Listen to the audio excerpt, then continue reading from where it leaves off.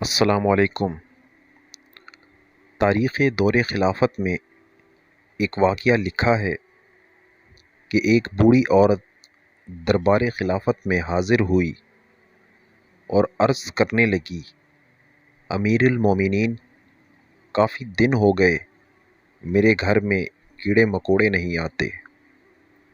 امیر المومنین نے کہا کہ آپ اپنا پتہ دیجئے، آپ کی شکایت ختم کر دی جائے گی۔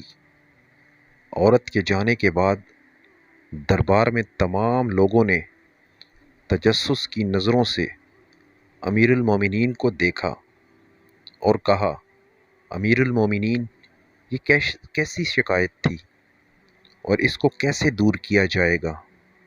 امیر المومنین کی آواز پورے دربار میں گونجی کہ امیر بیت المال اس عورت کے گھر پہنچنے سے پہلے پہلے اس کے گھر میں کھجور، شہد، جو اور زیتون بھجوا دو۔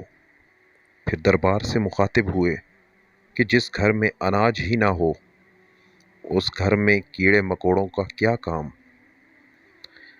یہ باکمال فہم و فراست کے مالک امیر المومنین حضرت عمر تھے۔ یہ تربیت سید مصطفیٰ حضرت محمد صلی اللہ علیہ وآلہ وسلم کا نتیجہ ہے۔